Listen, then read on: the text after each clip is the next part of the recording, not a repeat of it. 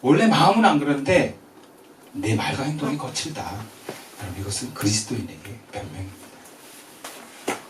실제로 은혜 받고 주님과 가까울수록 말과 행동이 달라집니다. 정말 마음은 안 그런데 말과 행동이 따라가지 못하면 여러분, 주님은 우리를 고쳐주십니다. 때가 되면 고치라고 말씀하십니다. 여러분, 주님이 고치라고 말씀하시는 것은 고쳐질 수 있기 때문에 말씀하시는 거예요. 저도 누군가를 이렇게 음악을 지도할 때요, 그 사람이 못하는 걸 얘기하지 않습니다. 할 수 있기 때문에 얘기를 합니다. 너 한번 해봐. 된다니까. 그러니까 우리가 운동하러 헬스장에 가도 헬스 지도하는 사람이 몇 킬로 들어봐 하는 건 들 수 있기 때문에, 혹은 들어서 힘들면 내가 받칠 수 있기 때문에 얘기하는 거예요. 믿고 하는 거예요. 주님이 우리에게 너 이제 말 고쳐라. 그럼 고칠 수 있다라는 거예요. 너 이 행동 고쳐라. 고쳐줄 수 있기 때문에 말씀하시는 것입니다. 근데 이것이 말이 쉽지 솔직히 좀 어렵습니다. 나도 모르게 나와요. 실수할 때가 많습니다. 특히 내 안에 어떤 감정이 건드릴 때는 나와요. 누군가에 의해서 내 마음에 어떤 건드리지 말아야 될 것이 건드리면 나도 모르게 폭발합니다. 아무리 말을 곱게 하려고 애쓰고 노력해도 갑자기 올라오는 이 감정을 내가 다스릴 수 없어서 말과 행동으로 잘못하는 것이 우리의 모습입니다. 내가 나름대로 다스릴 수 있는 상황과 수준에서는 어떻게 그 모습을 드러낼 수 있겠는데, 나도 모르게 나오는 말, 나도 모르게 하는 행동, 이게 참 어렵습니다. 우리는 이것을 실수라고 말합니다. 그러나 여러분, 실수 또한 내 모습입니다. 아, 실수야 라고 해서 이게 내 것이 아닌 것처럼 얘기해서는 안 돼요. 실수도 내 겁니다. 내 안에 뭔가 무의식이 작용을 한 거예요. 그럼 무의식은 내 밖에 있는 게 아니에요. 다 내 모습이에요. 특별히 고칠 때가 되면 그렇게 주님은 더 적나라하게 날 밝히십니다.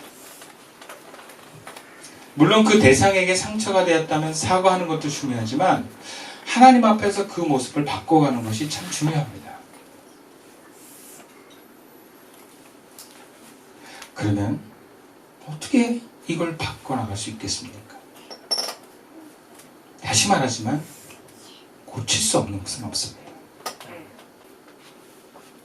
하나님이 못 고칠 우리 행동의 습관은 없습니다. 우리가 받아들이지 않는 것뿐이에요.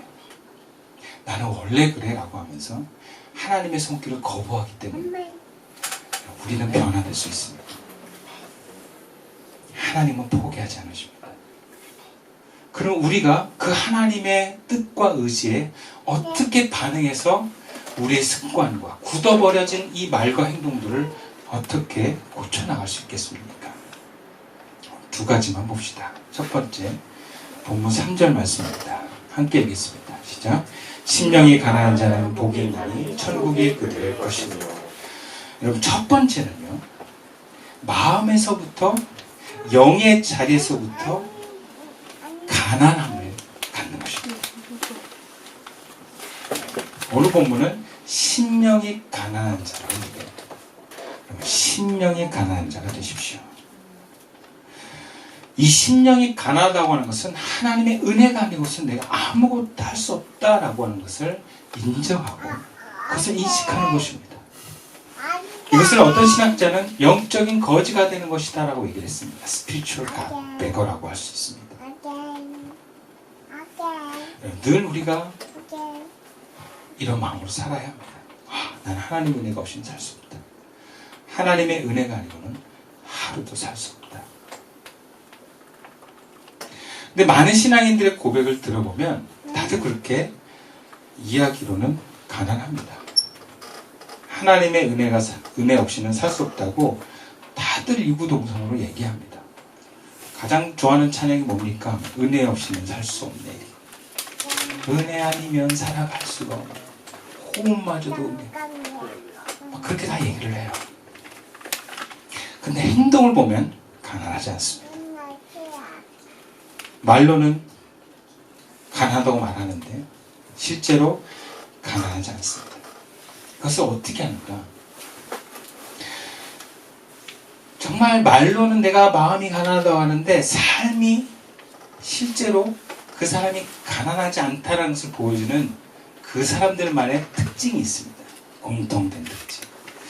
한 3가지 정도가 보이는데, 첫 번째는 말로만 가난한 사람들은요, 자기에 대해서 누군가 자존심을 건들거나 과소평가할 때 혹은 비난할 때 거부하고 화를 냅니다. 전 그런 경험 많이 봤어요.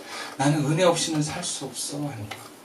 당신은 좀 모자란 사람인 것 같아. 네가 나한테 그런 얘기를 해? 막 이런 식으로. 같은 사람인데 확 다른 걸 봤어요. 발끈합니다. 나에 대해서 비난하거나 이렇게 저렇게 뭔가 정죄하고 아는 것처럼 다 얘기를 하면 화를 냅니다. 여러분, 이런 사람은 심령이 가난한 사람이 아닙니다. 못 받아들이는 거예요. 여러분, 가난한 사람은요, 받아들일 수밖에 없습니다. 가난한 사람은요, 너 부족해? 그러면, 아, 나 부족하지. 맞아. 그래. 그게 정상이에요. 여러분, 정말 거지들은요, 음식을 가려 먹지 않습니다. 주는 대로 다 받아 먹어요. 뭐든지 감사하게 받습니다. 여러분, 누가 나한테 어떤 얘기를 해줬을 때 감사하게 받는 사람들이 마음이 가난한 사람이에요. 당신 좀 이게 부족한 것 같아. 아, 이거 좀 아닌 것 같아. 그랬을 때, 아, 맞아. 아, 고마워요. 그러니까 리더들이 여러분들에게 좋은 말 해주지, 여러분 뭐 비난하고 여러분 뭔가 이렇게 막 몰아내려고 하는 말 하는 거 아니잖아요. 그러니까 여러분 자신을 보셔야 돼요. 마을 공부, 성경 공부할 때 리더들이 여러분들에게 이런저런 얘기했을 때 내가 감사한 마음으로 받는다. 내가 뭔가 이렇게 속이 뒤틀려가지고 네가 뭐라고 하면서 이렇게 거부를 한다. 그럼 그거는 리더가 몰라서 그런 게 아니라 여러분의 마음이 가난하지 않아서 그래요. 두 번째는요, 말로만 가난한 사람은 예배를 사모하지 않습니다. 특히 예배 안에서 주시는 설교 말씀을 감사함으로 듣지 않습니다. 심령이 가난한 사람은요, 영적으로 가난함을 느끼기 때문에 은혜를 갈망합니다. 은혜가 없으면 안 된다. 그래서 예배를 갈망할 수밖에 없습니다. 예배를 통해서 주시는 은혜를 갈망할 수밖에 없습니다. 그래서 예배를 너무 감사함으로 받아들인다. 예배가 너무 귀하고 너무 고마운 거예요. 여러분, 이 예배를 사모했던 사람들, 영이 가난한 사람들은요, 코로나 때 너무너무 힘들었어요. 네. 왜? 예배를 제대로 못 드렸기 때문에. 그러다가 뭐 한 번이라도 어떻게 예배 드리면 그렇게 좋고 고마울 수밖에 없는 거죠. 그리고 예배 안에 주시는 하나님의 말씀을 귀하게 받습니다. 아멘, 아멘하여. 여러분, 설교 때, 아니, 예배 가운데 설교를 누가 가장 잘 듣는지 아십니까? 아픈 사람들이에요. 정말 가난한 사람들은요, 하나님 말씀을 너무 귀하게 받습니다. 그리고 우리가 잘 아는 그 사무엘의 어머니 한나가 그냥 그 아이를 못 낳은 것에 대해서 너무 그냥 가난한 마음이 있는데, 그 당시에 그렇게 영력이 없는 엘리 제사장이 그냥 네 소원대로 이루어지리라 하는 걸 그냥 넙죽 받아가지고 그냥, 아, 내가 아이를 하나 주셨다고 막 웃으면서 가잖아요. 그게 누구의 모습입니까? 엘리 선지자의 모습이 아니고요, 한나 때문에 그런 일이 일어나요. 가난한 마음을 가진 그 사무엘의 어머니의 그 모습이 그 믿음과 사무엘을 낳는 것입니다. 세 번째로, 말로만 가난한 사람은요, 자기만 모르지 주변을 압니다. 그러니까 주변이, 야, 너 마음이 가난하지 않은 것 같아. 그럼 가난하지 않은 거예요. 사람들은 조그만 배려와 친절, 그리고 그 느낌이 다 있습니다. 눈빛만 보면 알아요. 가까운 사람들은요, 딱 보면 알아요. 아이들이 합니다. 주변이 알아요. 자신에 대해서 배려해주고 조그만 선물해도 그렇게 고마울 수가 없어요. 근데 말로만 가난한 사람들은요, 별로 고마워하지 않습니다. 너무 담당해요. 근데 하나님 앞에 심령이 가난한 사람은요, 사람 앞에서도 겸손합니다.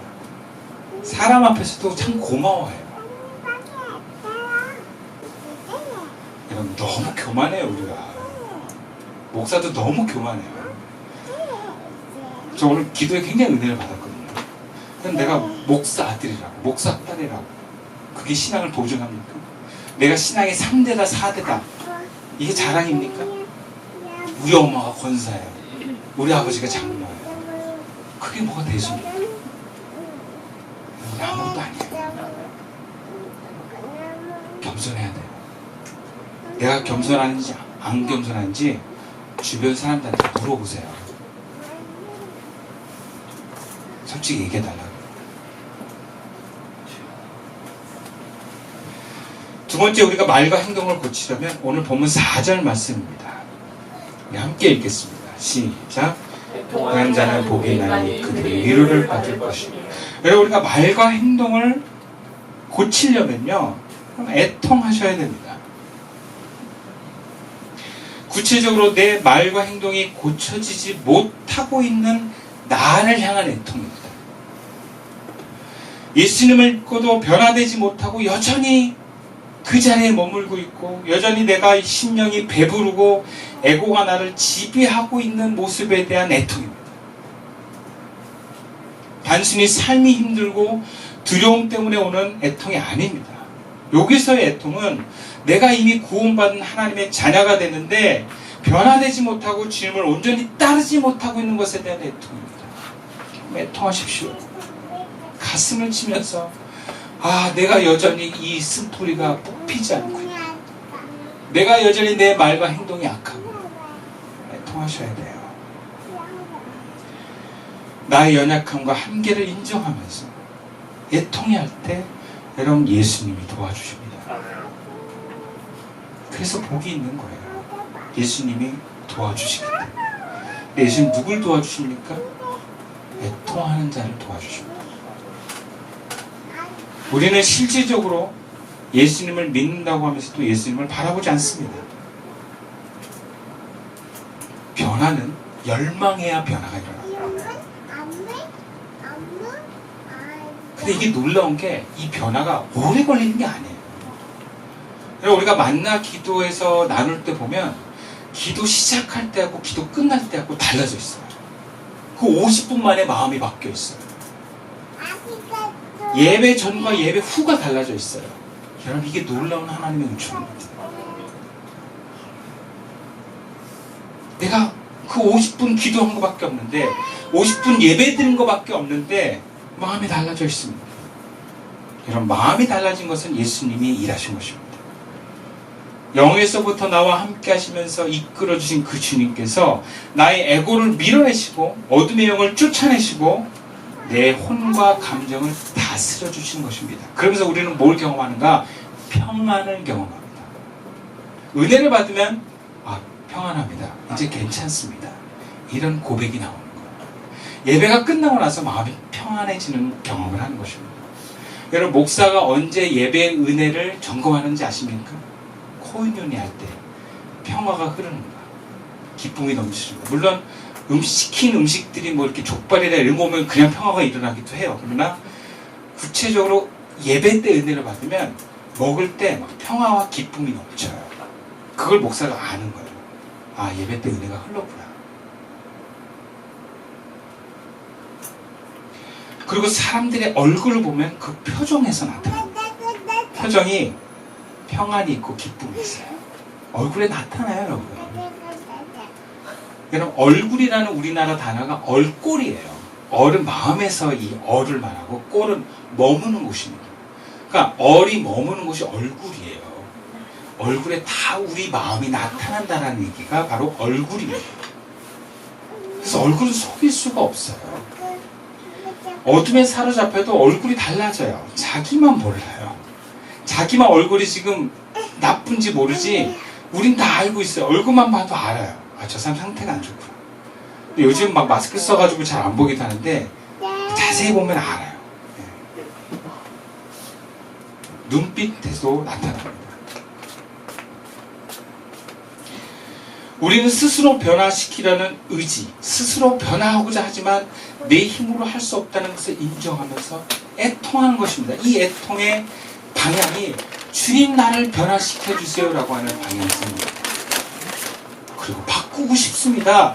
내가 달라지고 싶습니다라고 하는 간절함입니다. 그게 애통입니다.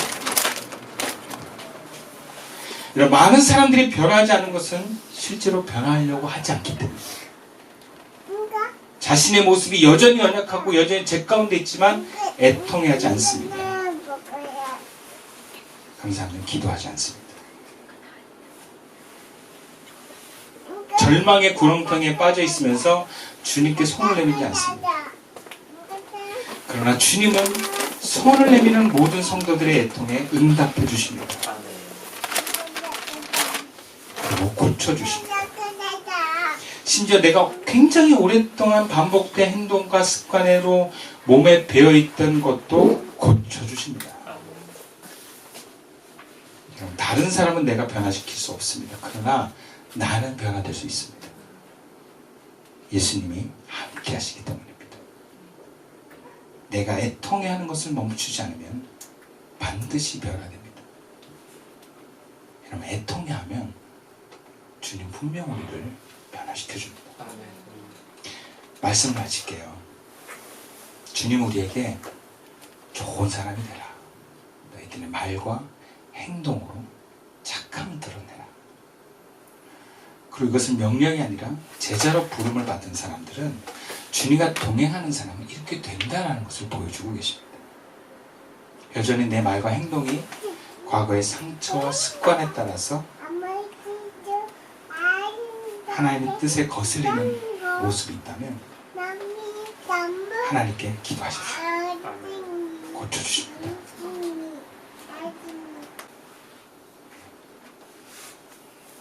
여러분, 말과 행동을 고쳐가면 우리가 행복해집니다.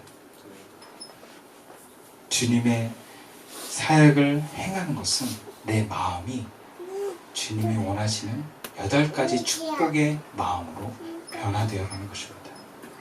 우리 시선교회와 교인들 모두가 그런 복된 사람으로 살아갈 수 있기를, 그런 세상의 소금과 빛이 될 수 있기를 주님의 이름으로 축원드리겠습니다. 기도드리겠습니다.